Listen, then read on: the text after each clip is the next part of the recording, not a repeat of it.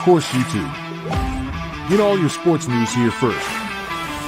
The daily podcasts are Ken and Ken in the Morning, Lions Talk with Smoking Jeremy B, Wrestling Roundup, The Big Football Show, and more, Shield TV, Lions Villian Report, and Red Zone Rank.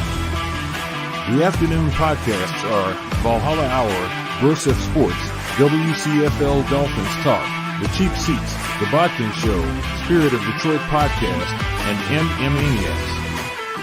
The nightly shows are Palace Hall Report, Frozen Tundra Network, Skull Gang 365, The Huddle Sports Network Open Mic, First and 10 with Foz, Main Event Football Show, Prime Sports World, The Man Cave, Prim and Proper Sports, Spitballing Podcast, Lions Fan Cave Chat, Puckett, 313 Den Podcast, The Guys Huddle Podcast, Shots from the Sideline, Let's Talk Sports, the Michigan Sports Truth Podcast, Off the Rails, and Detroit Lions News.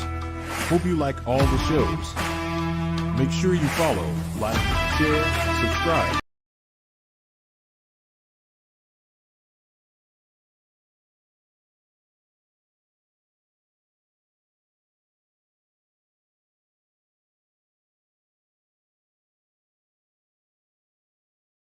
Hey, my name is Ray Flores. I'm a proud and loyal member of the First and 10 Tailgate. You're listening to First and 10 with my man, the main man, Foz. First and 10 with Foz, Chicago Bears in the mix. Rapping about football, no room for politics.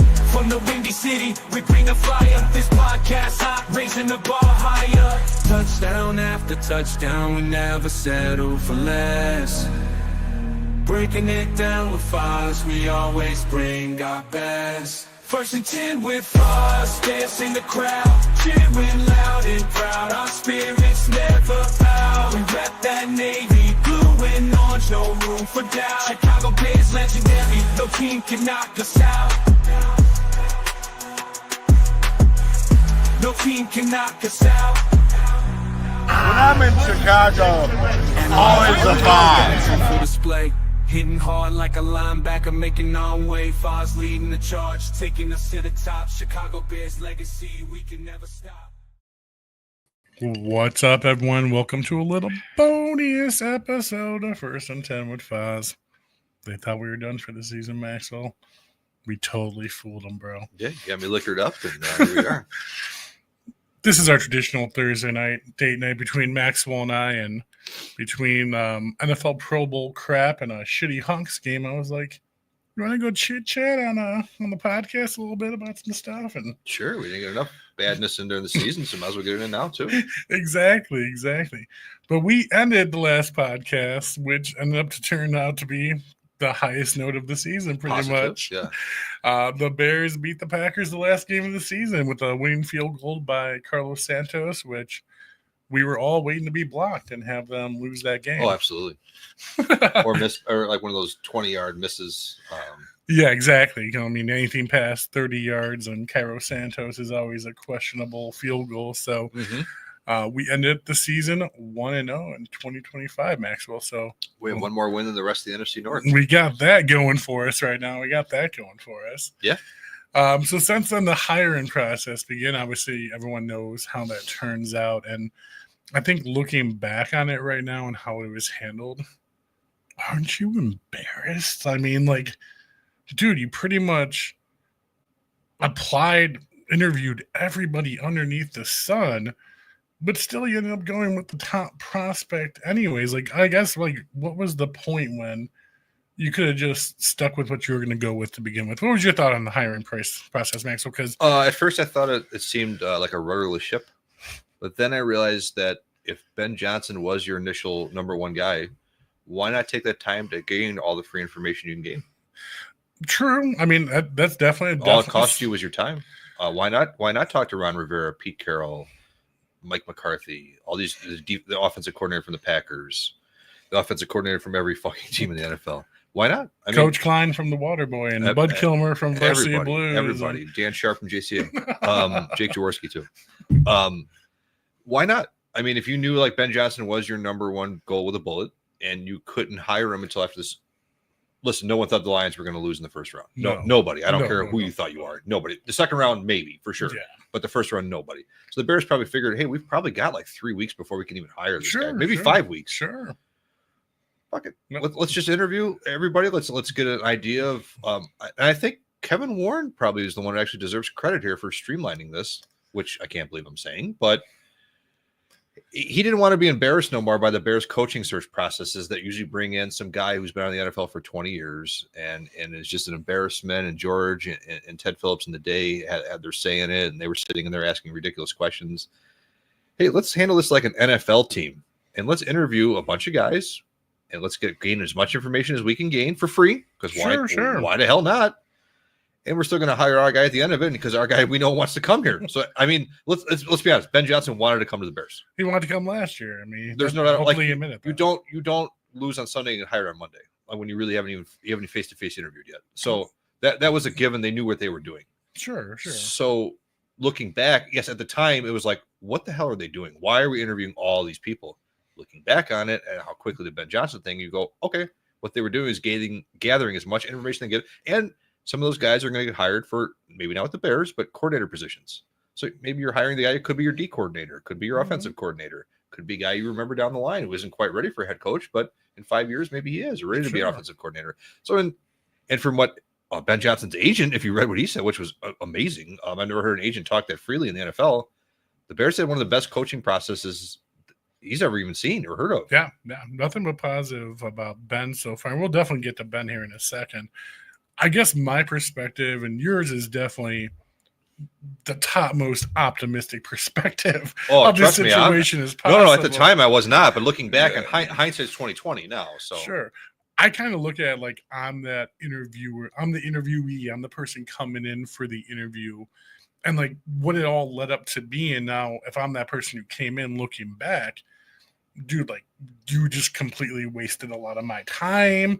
I had to do a lot of work to prepare for this interview. You got my hopes up, or you know what I mean? Like, think about you going on a job interview and it's something you're interested in.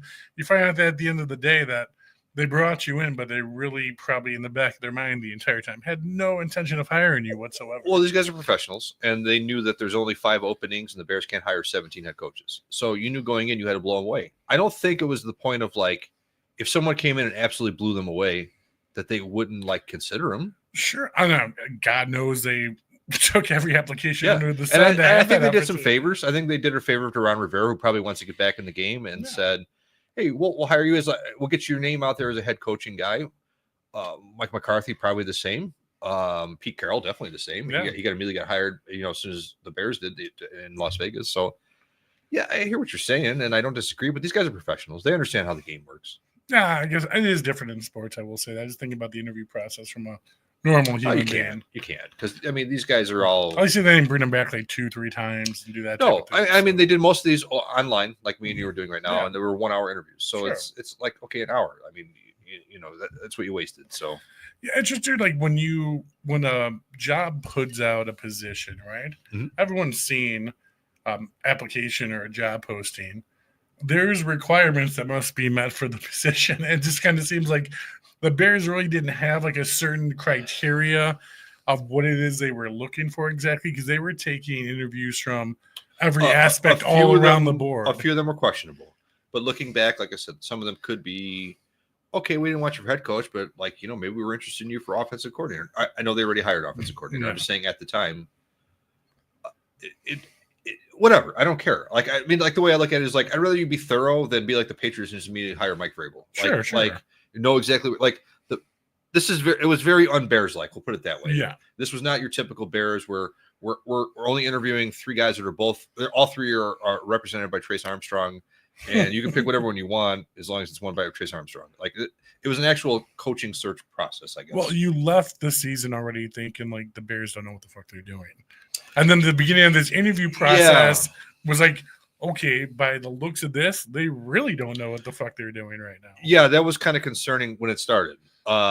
Because it was like you fired your coach in week 11, 12, whatever the hell it was. So you've got a 5-week jump on the rest of the NFL. Yeah. We all know Thomas Jones. Like, okay, I get you can't interview Ben Johnson or Cliff Kingsbury then because the season's still going. But why didn't you interview Pete Carroll and Ron Rivera Sure. And I forget who else it was. Guys not coaching at the guys time, in the doing NFL. nothing, Why yeah. are you going to bring them now to get out of the way and get your Rooney Rule interviews out of the way? Yeah. Why aren't you doing this? It did seem at first like, what the hell's going on here? Sure. And then we get into offseason. It's like, okay, the Patriots hired somebody, and these other teams going to hire this guy. Yeah. Why aren't you already ready to hire somebody?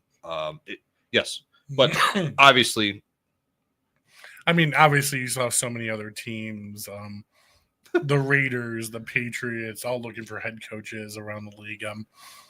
They definitely didn't take a Bears page out of the book on how to do their interviews. No, they really kind of had a set. It was a weird amount. coaching search where the Bears were the standard bearer, and every other team looked like the Bears usually look. Like, where we wait 2 weeks and then fire the coach, or then we wait 2 weeks and then fire the GM. Even though we fired the coach already, we hired a coach to fire the GM, or we had to pick our fifth best pick because everyone else hired somebody. Usually the Bears, you guys are following this, right? Usually the Bears are the team left like standing in the cold rain, like, you know what I mean? Like, because we don't ever hire the hot guy. Like, we always wait for everyone else to hire, and we hire like the fifth guy. We hired the hot, expensive young guy, which is the most unbearsy thing to date. Yeah. JB, what's up from Texas, brother? Thanks for the support, man. Bear down. But yeah, all leading into, I mean, we'll get your opinion here in a second, but Ben Johnson was my number one last year. I absolutely love what he's done in Detroit. I mean, the guy almost averaged 400 yards on offense for the last 3 years. Yeah. Averaged between 28 to 34 points a game the last 3 years on offense. I mean, with Jared Goff and very similar weapons and skill sets that I believe our current Bear staff has too. So, I mean, minus they have an $11 million or $33 million offensive line to work with too, which hopefully we're going to address here pretty soon. We'll talk about that in a little bit. But minus that offensive line, quarterback, wide receiver, tight end skills. I mean, the Bears have very matched positions that the Lions have had the last couple of years, and look what he's done with them. So, extremely happy with the hire. I was surprised how quick it came together. I didn't expect 2 days after the wasn't it end of the game. Yeah, it was 2 days. And then their defensive coordinator went to the Jets like a day or two later after that. So I mean, obviously, both guys were ready in the bag. Because you figured he would definitely take an interview at least with Vegas and Jacksonville. Because I think one thing we definitely learned is that, like, don't put too much into reports of he wants $20 million a year and bring his own GM with him and everything, because obviously none of that was true. I mean, look at all the Caleb Williams rumors. None of that was true. Up until none of that was true. He's not the highest paid coach. Like, the Bears don't tell you what they're paying him, but the rumor's $13 million, which is like about like 10th biggest. So like he's top 10 for sure. Yeah, and that's fine. But he's not paying more. He's not getting paid more than Andy Reid. He's not getting paid like. Remember, like the rumors were like he wants $20 million. He wants his own GM. He wants all his own guys. They need to fire everybody. He needs to be this. He needs to be that. He needs a suite in the fucking Chicago. He doesn't need any of it. That's all a fucking lie. So I'm extremely happy that the Bears are paying him a lot, but I'm extremely happy that didn't get in the way. They identified the guy they wanted, and they actually got the number one guy for a change, and it's a very rare thing with the Bears. And I'm happy they hired an offensive guy, a young guy, a guy who's going to call the plays, who's immediately going to tailor his playbook to what Caleb Williams likes and does. The Bears trying to fit the square peg into the round hole for the last 10 years. I mean, it's gotten ridiculous. So it's sad that like our standard is an offensive guy who wants to help the quarterback. Like that's where we're at. But this all being said, guys, too, and Maxwell's going to totally agree and back me up with this. We are not excited. There is zero excitement happening here right now about the hire. We like the hire. We're happy, but happy and excitement are two different things. Because I think if any Bears fan learned anything from last season, don't get excited till we actually start playing some real games that mean stuff. Because I think last year offseason was the most excited season I've ever seen any Bears player any Bears fan I've ever known in my entire life. And, look what it led to, the 10-game losing streak, everything horrible, every game happening under the sun. So Bears fans, I'm happy, not excited. Hopefully you guys don't get your hopes up too much. Let's wait and see what week 1 and week 2 look like officially starting the season. Yeah, we're all tired of winning or losing the offseason or winning and losing the press conference. Like, listen, I'm very excited they got Ben Johnson. I'm very excited. And I'm happy that this is the route they took. This is where we're going. We have a guy who when he speaks sounds like an actual human being, which is nice for a change.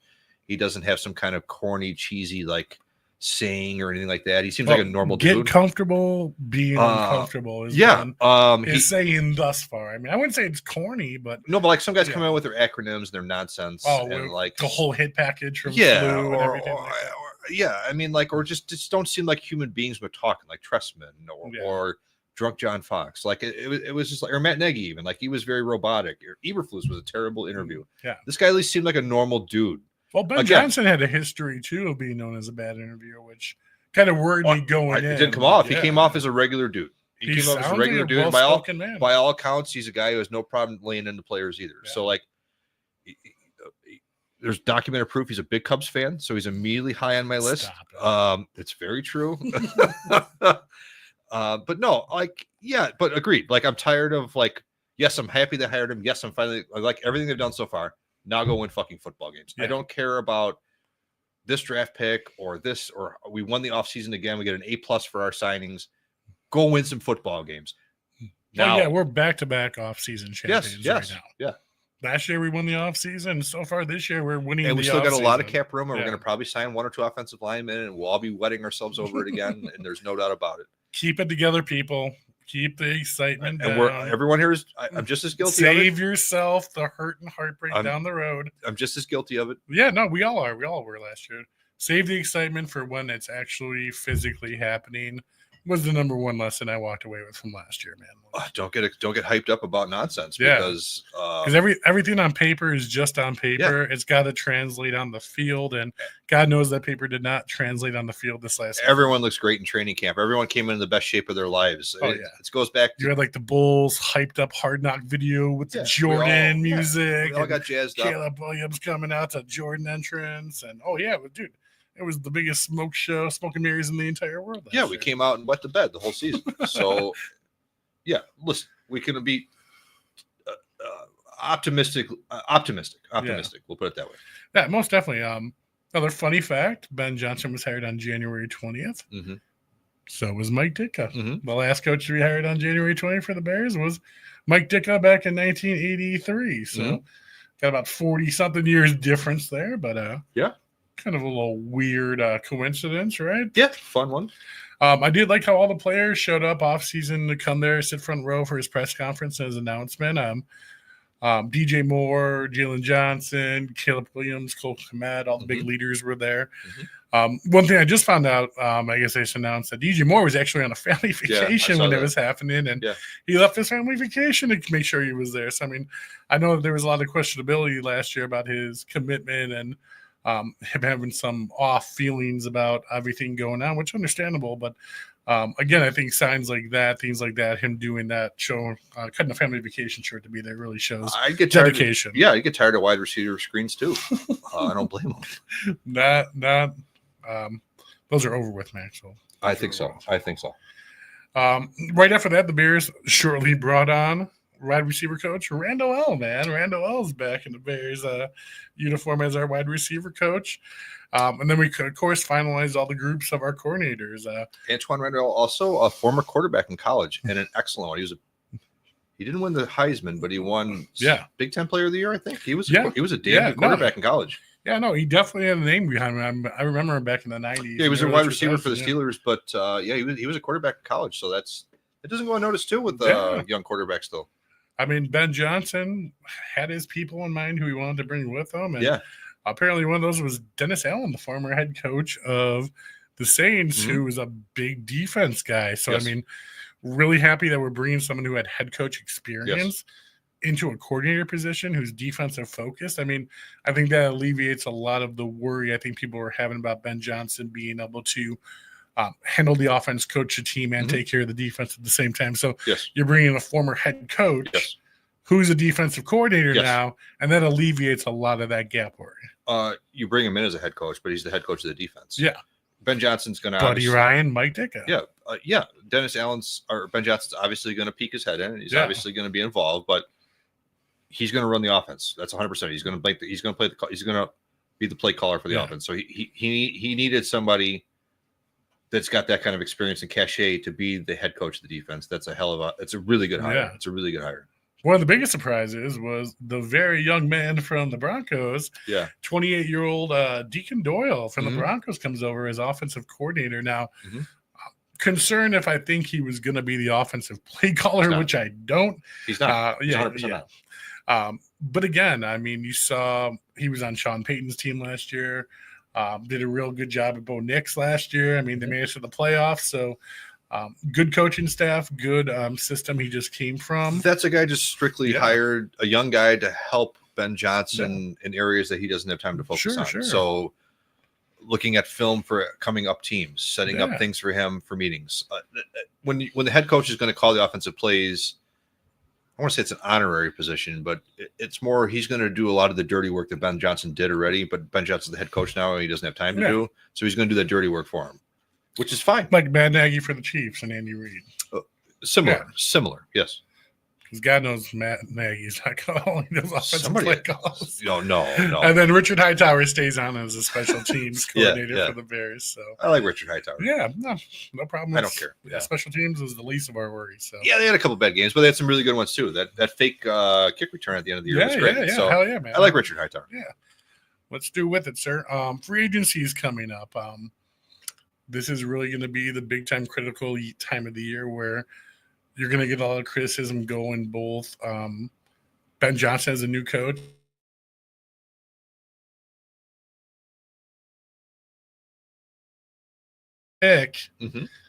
What are you doing? First round, or do you get that offensive lineman? Or are you going free agency to get your O-line? What are you doing? If we've got a lot of cap space, so if it's me and you're telling me I can do what I want, I'm signing the two best veteran offensive linemen that aren't 35 years old right away. And here's why. The guard from KC, Trey Smith, and the center from the Falcons, Drew, who are top of the radar right now for the Bears. Here's why. Okay, let's say the top three picks, we take all offensive linemen. I don't care if they're the best offensive linemen in the country. 2 out of 3 are going to bust. No, they're still rookies. Yeah. Rookies are going to play like rookies in the NFL because you have to realize the top offensive lineman from Oregon or LSU or Alabama didn't play the Atlanta Falcons or the Green Bay Packers every week. They played some bad teams. They played guys who were never going to make it to the NFL. The NFL is the 1%. This is the best of the best. Yeah. So like what people don't realize, like the 5th best offensive lineman on the Bears is still better than pretty much 90% of any college players ever. Sure, of course. So even if you draft all those rookies, they're still going to play like rookies. Yeah. They're going to make rookie mistakes. They're going to fuck up. They're going to have bad games. I'd prefer them to sign 2 offensive linemen and then draft 1 of the 3.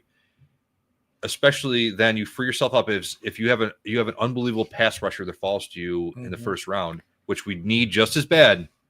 I would rather them go defensive end or interior defensive line if need be, because you've got 2 veterans in the back pocket with Darnell Wright. Sure. We can get in the second round, we can grab 2 more offensive linemen. Sure. We're ready to go. Now we're talking Ben Johnson here, who obviously put together the Sonic and Knuckles running back team in Detroit, which was a big scheme of his offense. I'm not saying it's not. So with that being said, would you be surprised at all if with that first top 10 pick, the Bears drafted one of the running backs? I'd be furious. Because that Detroit they were furious about Jamar Gibbs in Detroit. The Detroit team already had a built-in offensive line. They were ready to roll. But they had a questionable defense that they really needed to build on going into the year too. Okay, fine. Look how they came back and shot them in the foot this year in the offseason. Okay, we draft Walter Payton in the first round. We don't have an offensive line. You know what I'm saying? Like we need. Well, that's what I'm talking about. Is it a bad thing they get that running back in the first round if you're going to take this cap space? Plus, you're going to free up more cap space because you're going to be losing 3 of your current offensive linemen to free agency anyways. So, I mean, what if you take all that money, beef up the offensive line with proven successful guys? You're not going to sign for our offensive linemen. You're just not. You can't do it. So, and even if you do 2 of them are going to be busts. One of them is going to be Nate Davis. Like, well, hopefully not $30 million Nate Davis. No, but like they're just not going to do that because like there's other holes too. So I get what you're saying. And like if let's say our offensive line was in place and then we drafted a can't miss running back. Sure. But going back to what you just said, I mean, do you want to take that first round pick, have it be an offensive lineman who potentially is a complete bust, we passed it on that weapon that weapon on offense. Yeah. Who's going to come in and turn into the next Jamar Gibbs for all we know. And then now we have this busted, broken down lineman we went 9 with when we could have had this 1,500-yard rushing star. You know what I mean? So it's kind of like the give and take. Well, I'm okay with them getting that running back first round if you're going to beef up the offensive line with this free agency money and really pick up some true, proven, healthy stud guys who have had good stats and good seasons. I'd be fine with it if they sign 2 offensive linemen, trade for another one, and sign a defensive end. Yeah. Then I'm okay with it. If you don't do all of those things and you have surefire guys, then I'm furious about it. Dude, I wouldn't put a lot of money down. I would put a little amount of money down that the Bears would draft an offensive weapon the first round, given they're in the top 10 this year. They had no plans of being in the top 10 this year whatsoever for this draft. I mean, that was not in the game plan going into the season for them to have a top 10 pick. So with that being said, I mean, if there's an offensive weapon available who's better than what they think that offensive lineman could possibly be after scouting, I wouldn't be surprised if they got that offensive weapon and then tried to fill that gap in free agency. But I think there's going to be a shock factor that goes with that at the draft when that happens. If they draft a running back, I don't see that. Your casual fan is going to just blow up. I mean, let's see free agency first, but I don't, as of today and just thinking it through logically. There's a couple good offensive linemen who are projected top like 15. So listen,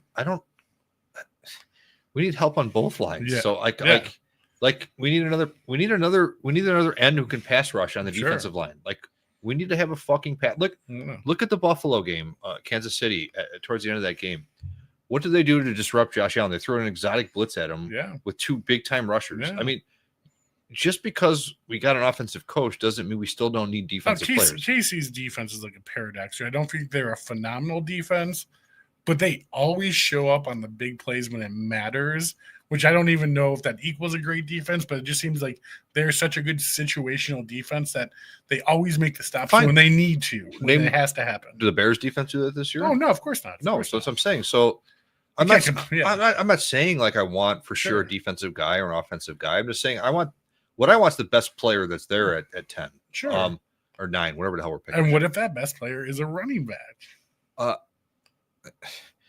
I mean, we all know how crazy the top 10 goes. If you can guarantee me trade backs and moves, if you can guarantee me as the season Saquon Barkley did, then sure, I'm interested. Otherwise, I'm not interested. Yeah. Like, I'm just not. Like, because we have too much other shit that we need. Sure. We just signed DeAndre Swift. We still have Roshan Johnson. And we could sign somebody else in the offseason, or we could draft a guy in the second round. Like, fine, but like, and the reason I bring this up is because of the whole Sonic Knuckles with David Montgomery and Jamar Gibbs, because they picked up David Montgomery. No, I know, but like all that money. Team was ready to win and already had. Sure, that was a weird draft, and that team already had an offensive line in place. And yes, you're right; they needed more on defense. But talking to all my Detroit fans, I remember talking to everyone. Yes, they were mad, and we laughed at it. Everyone was mad. I'm not saying we didn't, but they already had a lot. They had a lot more shit in the place, offensive wise, than the Bears did. Sure, offensive line wise. So, okay, if all my prerequisites are met. And then you draft a fucking that's fine. But we also need another wide receiver. We also need, the Bears need a lot more than you think they do. No.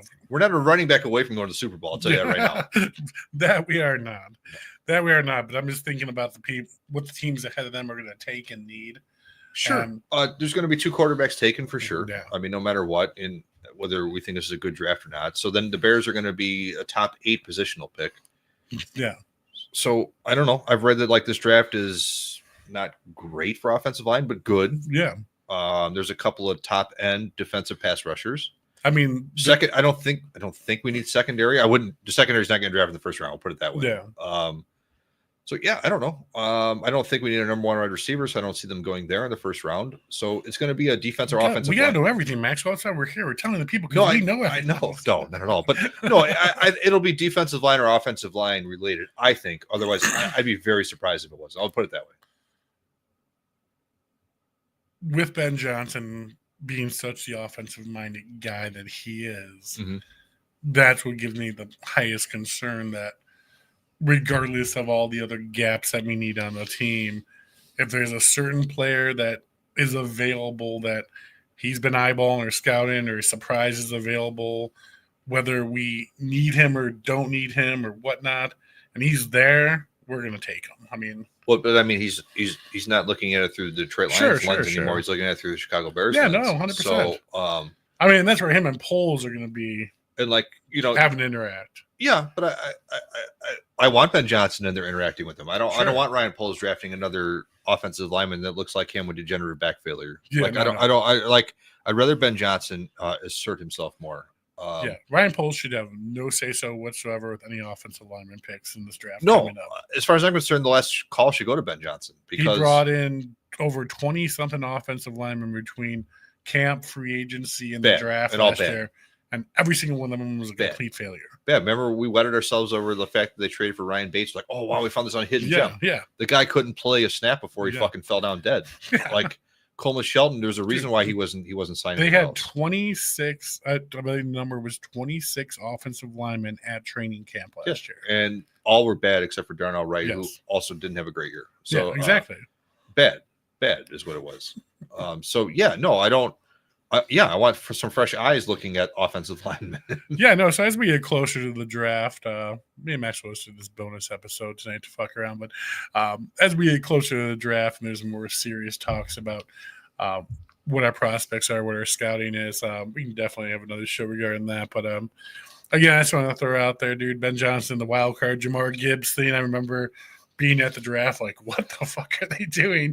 Getting a running back after you just took David Montgomery for like $30 million. Like, what are you doing? It was wild. Yeah, so I mean, I remember everyone like just being thrown off. Everyone there was like, did Detroit just fucking get a running back? And look, it turned into be the top tag team running back duo in the entire NFL. So sure. So again, Ben Johnson definitely, I think, has a scheme, and I'm curious to see what it's going to be and how it's going to impact the draft. The playoffs this year, Maxwell. Yeah. They've sucked, right? I mean, has anyone been happy with the playoffs thus far? I mean, has there been any thing that happened that anyone wanted to happen? Any big upsets? I mean, I think the biggest surprise to me was the Commanders. Oh, yeah, that was huge. Going as far as they did. Curb stomping Detroit. Yeah, but the rest of it was just like, it sucked. The games sucked. They were lopsided. They weren't interesting. Yeah, it wasn't great. Yeah, I mean, the closest. The two best games were the two Buffalo games. Yeah, exactly. The Buffalo-Baltimore game and the Buffalo-Kansas City game were the two best games. And, dude, I know you're anti-scripture, all NFL stuff. I totally get that, and we've talked about it 100 times. I called at the beginning of the year that KC's three-peating this year, and even during the season, oh, no, they're the worst 11-0 team in the entire world, dude. Like, it doesn't matter with these guys, dude. It doesn't matter what situation they're in, who they're playing. Cards always fall in their ways. They're getting pocket aces on the river. I mean, at all times, dude. I mean, it's like, Jesus. Even that last call in the game versus Buffalo in the AFC Championship game, that was a first down call. The replay showed them. I mean, it wasn't. But they're always just somehow getting the right thing to happen at the right time that goes their way. And it's always controversial. Like at the end of every game, you go into a Monday, you go into the following game, and there's just nothing but a controversial situation, a controversial call, this and that, and it's headlining stories. It's like, how many times is this going to happen with this one fucking team too, where you're like, what the fuck is going on here? I don't think anything's going on. What it is that the fact that we have a hard time accepting that a team is that good to the point where they don't beat themselves at all. Kansas City does not beat themselves. If you want to beat Kansas City in the playoffs, you have to play a perfect game. What about the roughing the passer call where the two players ran into each other? I'm not saying calls. Just calls going their way. Okay, and those calls happen in other games too. Yeah. I mean, like Josh Allen's gotten calls. Lamar Jackson's gotten calls. Could you think of another team where calls happen? Yeah, Tom Brady. Every Patriots run ever with Tom Brady. Which we had these similar accusations during that time too. And what it is we all root for our teams or the underdog always, because when a team becomes a juggernaut, we don't want them to win. Sure. Okay. So we look for anything we can to put down the juggernaut because we're sick and tired of them. And we're sick and tired of the Chiefs. But Patrick Mahomes might wind up being the greatest quarterback of all time. Andy Reid might already be the greatest coach of all time. The team has found ways to win all year. Yep. They do not, let's put it this way, they don't lose games. No. If you want to beat them, you better play perfect. Yes, some of those two calls, the caught ball late in the game with the Chiefs that should have been incomplete, and the fourth down call, yes. How about the Bills convert a third down for a change? Yeah, no, 100%. How about Josh Allen 100%. doesn't like look wild every once in a while? How about don't turn the ball over? Yeah. If you want to beat the Chiefs, you can't fuck around. Yeah. And the Bills played an almost perfect game. They did, and still couldn't beat them because they couldn't convert on a third down. I was extremely surprised watching the entire game and how nervous Josh Allen was the entire time. Like he's a veteran. He's been there plenty of times before. I think he's just kind of a spastic quarterback. He was nervous the entire time, and he even came out with some crazy throws to begin the game. He almost threw 2 interceptions that first. But he did play his balls off. I mean, I'm not going to lie. 100%. And let's be honest, even with that fourth down crazy blitz at the end of the game, he just threw up in desperation. That guy should have caught that ball. Oh, that was a perfect desperate. That is the most Kincaid should have caught that. That is the ball, most perfect 100%. desperation, ridiculous pass I have ever seen. Yeah. It hit that fucking guy in the numbers as he's diving to the ground. That was a ridiculous pass. He should have caught it. It should have been a conversion, which would have sent everyone into a fury, and they would have scored there. Somehow, like they would have found a way to score there and would have won the game. That was the Darnell right in the end zone. The point that I'm making is it's frustrating. I get it. Dynasties are frustrating. We had it with the Bulls, the Blackhawks. Were the Bulls ever accused of any cheating or? Of course they were. The calls on Michael Jordan all the time. We never heard about it in Chicago. Of course. Well, first off, it was before social media. Second, it was the 90s. But people were saying, "Look at Jordan always getting those calls. Look at Pippen always getting those calls." They say it about LeBron now. Look at Taves. Look at Taves and Kane always getting these calls. Yeah. You know what I'm saying? So I get it. They're frustrating, and I totally get it. When we don't want to accept the fact that somebody just is that good, and our teams can't beat them unless they age out, or we just play them so perfect. Yeah. The only guy that actually found a cheat code is Joe Burrow, who just didn't find his way into the playoffs this year. He's the only quarterback to He ever has the cheat beat code. Mahomes. He has the cheat code. Yeah. I mean, listen, I'm frustrated by the Chiefs always making it 2. But my God, in 7 years, the worst the guy has done is made the championship game. That's incredible. It's incredible to think about. Anyone out there who's watching right now who has not watched the quarterback show on Netflix, it gives you a really good insight look on Patrick Mahomes. He's incredible. Behind the scenes, what the guy does training-wise, he is a beast. He's going year-round. It's a fucking... The regiment. They don't do it sexy. Yeah. I'm sorry. I didn't mean to cut you off. Go ahead. No, like the Chiefs don't do it sexy. No. They just realize we want to score. We don't care how we do it. And another thing, too, is a lot of people brought up this year about Patrick Mahomes' personal stats, personal numbers, his receptions, his touchdowns. He doesn't give a fuck, and he's told everyone, I don't care about my stats. I care about W's. Yeah. And you can see they won 14 games this year. I mean, they went out there and tore it up. Every inch of that said, I'm rooting for Saquon Barkley, and I'm rooting for, I don't even want to. I hate the Eagles, but I'm rooting for Saquon. Yeah. Because Saquon's season was ridiculous. Yeah. And how he got casted off from the Giants. I'm rooting for him. Howie Roseman is the best GM in the NFL for the Eagles. The way he built that team. Even I think their coach still might be an idiot, but they have such a foolproof team. How he built that offensive line when you had a Hall of Famer retire and they're still maybe better is ridiculous. That offensive line in Saquon Barkley is why the Eagles are in the Super Bowl right now. Let's not discredit their defensive line. Jalen Carter is outrageously good. Yeah, 100%. Another missed pick that we didn't want to. We're not the only ones who missed him, and I got it at the time. But the guy is playing out of his mind. That defensive line is fantastic. All their draft picks hit. Their secondary is excellent. Mm-hmm. Like I legit think the Eagles are going to win this. Yeah, that DeJean kid there, corner is absolutely amazing. Absolutely amazing. If you're asking me for picks, I think the Eagles are going to beat them. I would almost. A good part of me would say I want to put my mortgage on a three-peat. Let's put the mortgage. I wouldn't put a mortgage on it. I'm not betting on the Eagles, but I think tell me you might turn the fucking heat on. I'll give you money. The only reason I say is because of how good the offensive line is and how ridiculous Saquon is. I don't see the Chiefs losing this game. I'm not saying I do. I'm just saying I could see the Eagles beating them. This is but then again, I thought Andy Reid Mahomes show, and no matter where they're at, the Super Bowl is their home field advantage. I'm not saying it's not. I'm not saying it's not. I mean, Andy Reid's a way better. The only reason I want the Eagles to win, or I really care if the Eagles win, is Saquon Barkley. Even when he had the chance to beat the record earlier this year, he sat out the last game and said, "Let the kids eat." He didn't want to do it. He said after the fact, "I didn't want to do that." So I mean, he had a lot of opportunities to be greedy about his own personal stats this year with touchdowns, rushing yards, things of that nature. And he really came out and was a team player and did a great job. So, but again, dude, I would almost put my left nut on the Chiefs are winning the Super Bowl. I'll just say this. I don't hate the Chiefs. Like, they don't bother me as much as the Patriots did. Like, Mahomes seems more likable than Brady ever did. I get everyone likes Brady now because he's a commentator, but Brady was a weirdo when he was in there. And I just, Belichick's not likable. Brady wasn't likable then. I didn't think.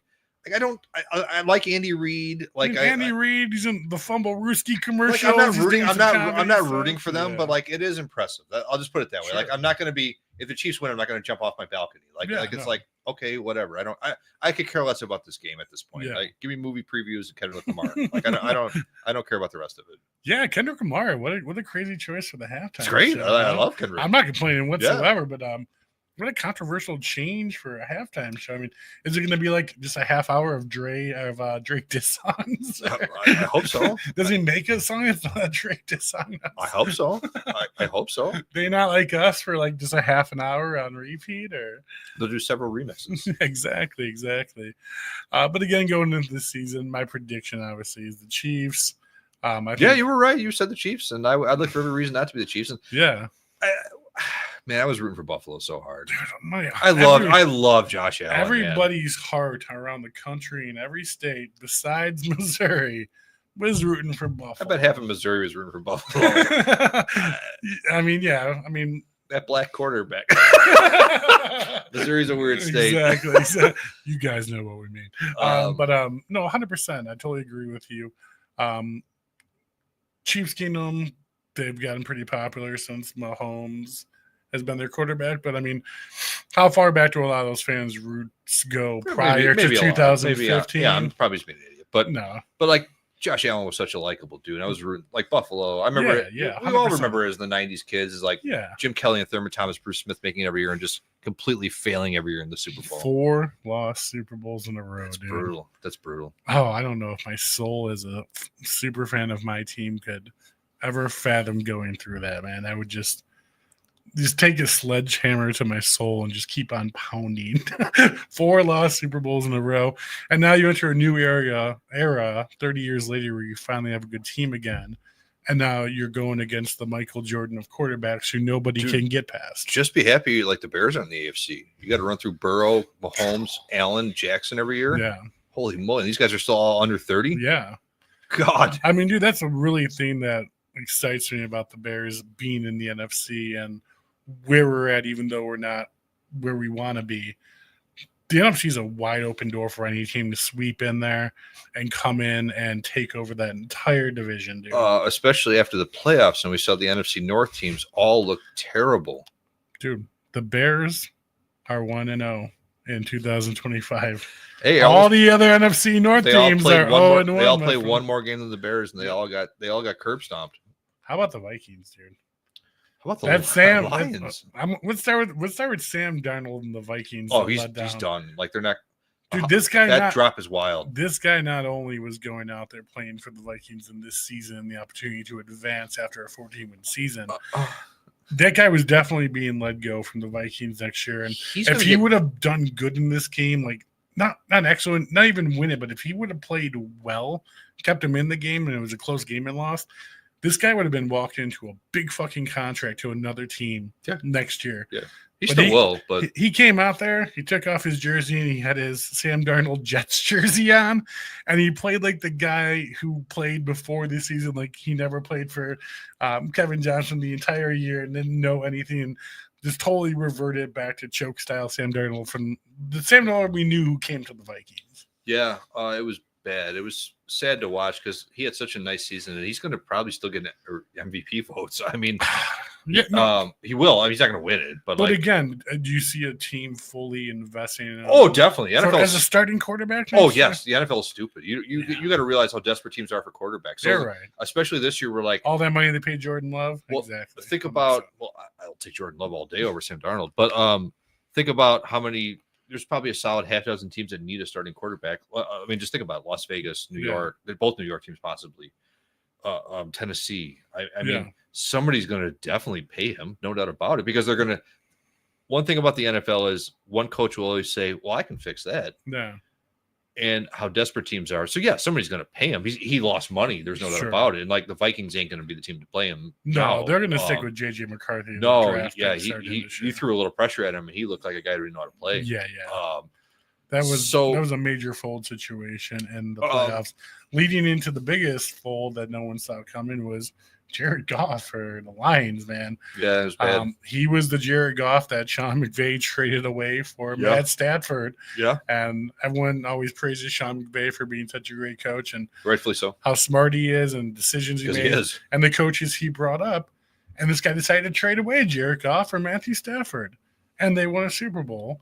And now Jared Goff, even though regular season hero for the Lions, over 300 yards an average per game, you put him in that big situation in the playoffs, and he reverted back. And I think that might be what Sean McVay saw in Jared Goff that he was worried about back then, hence why he made the movie Made with Matthew Stafford. But he did make it to a Super Bowl, Jared Goff. I listen, we're going to find out whether the Lions were more Ben Johnson or Dan Campbell. Pretty quickly. Well, dude, you just lost your awesome defensive coordinator too. Yeah. So I mean, you're talking about a good defense, a good offense. You got to find new guys. And both. What we know as outside fans looking in, Detroit fans probably know a lot more about the operations of the Lions coaching staff.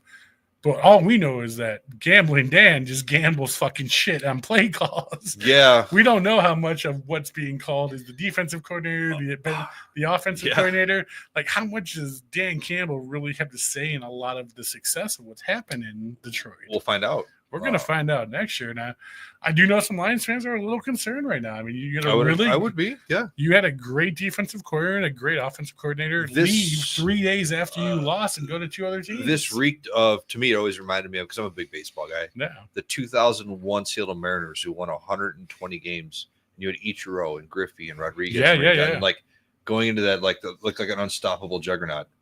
And then get stomped by the Yankees in the first round of the playoffs. Didn't even make the World Series. They didn't get the championship series. They got beat in the first round. I remember that as a kid. It's like what a ridiculous season they had. Oh my God, they're done. It was like, wow.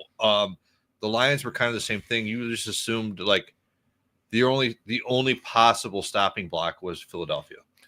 Dude, let's give the Commanders the praise they deserve. No, definitely. So on my fantasy team, Dan Quinn should have probably been the Bears head coach. I had Jaden Daniels and Scary Terry on one of my fantasy teams all year. So you guys know how fantasy goes.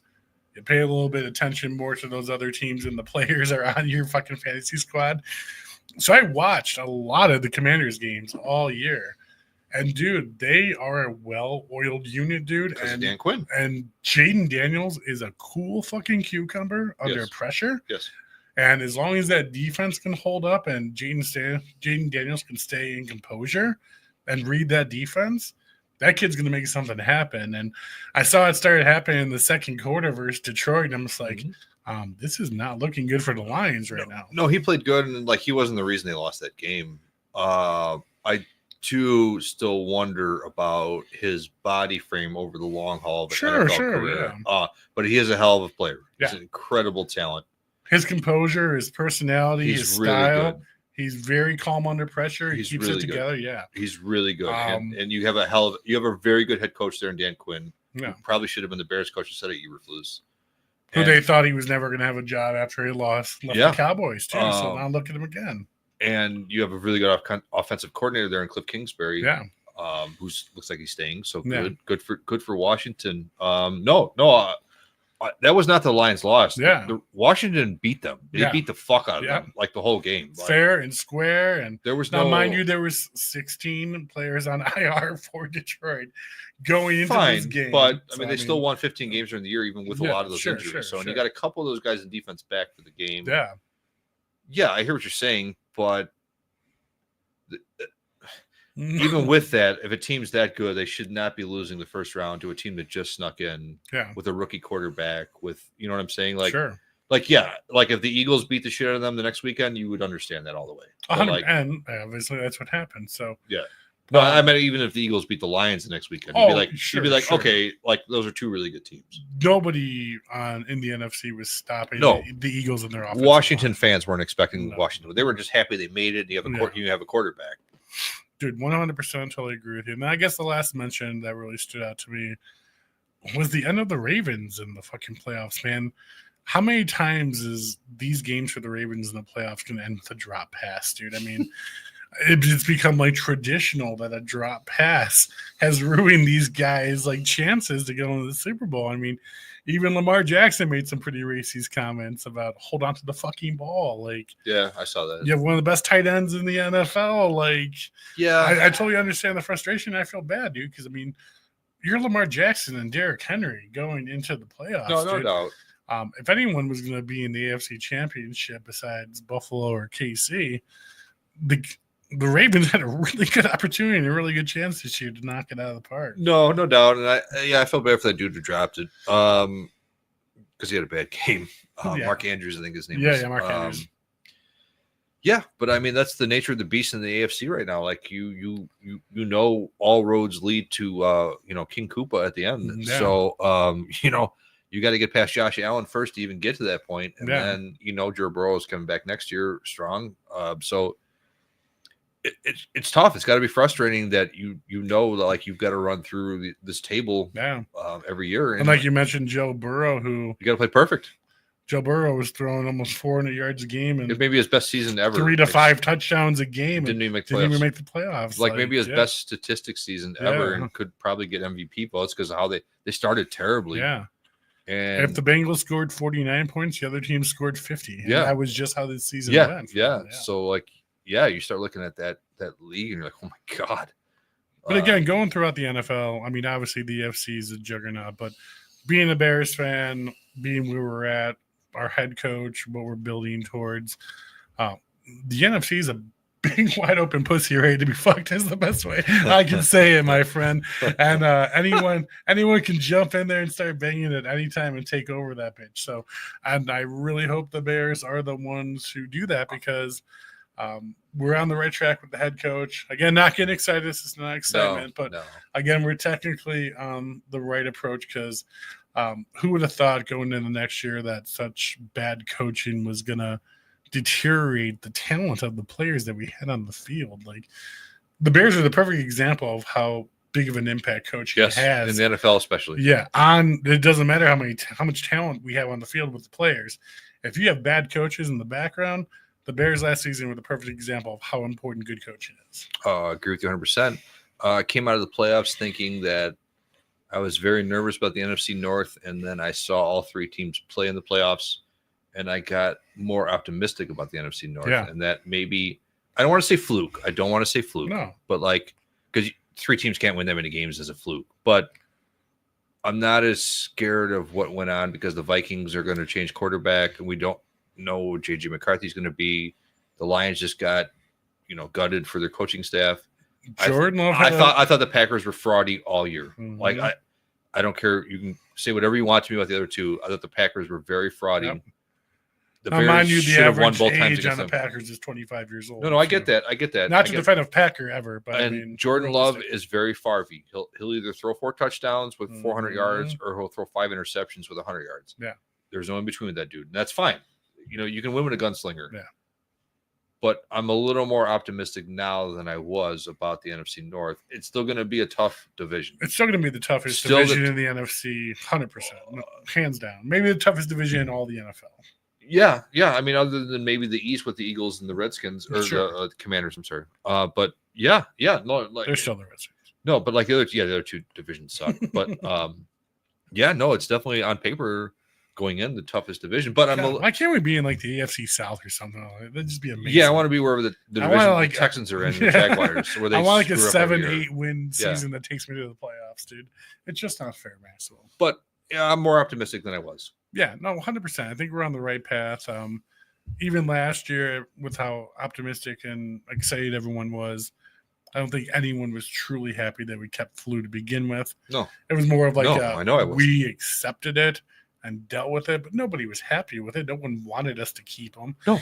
But we thought that our talent that we acquired and what we were doing was going to overpower whatever influence he had on the team. And goddamn it, we were wrong. We thought Caleb we thought Caleb would deodorize everything. Yeah. And we were wrong, man. And we were 100% wrong. And the power of the flu poison. The Bears got the flu last year, big time, man, and definitely poisoned the entire year. Yeah. But again, guys, I appreciate everyone tuning in tonight. Like I said, me and Max were just hanging out. I'm like, fuck it, let's do a podcast. Hang on, we got some shit to talk about. Hope everyone has a phenomenal Super Bowl coming up and has a good time. We got Kendrick Lamar at halftime. That's about the only thing I thought we were going to do now a rundown all the Oscar Best Picture.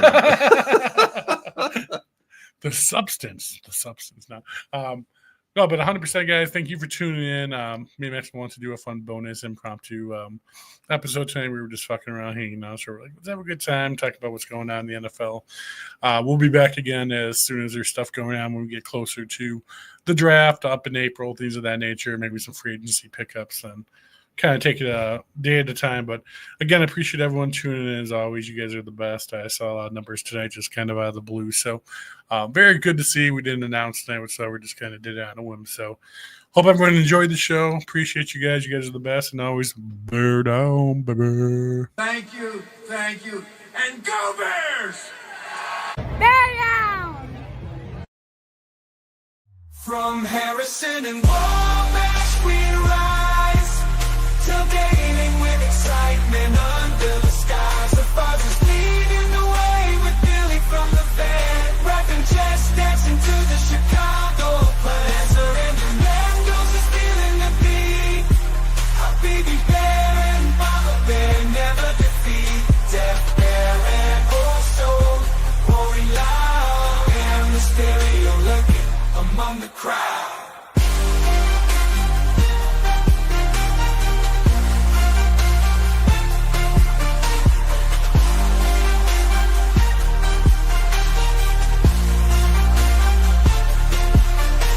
The Hallis Tower, a symbol of might.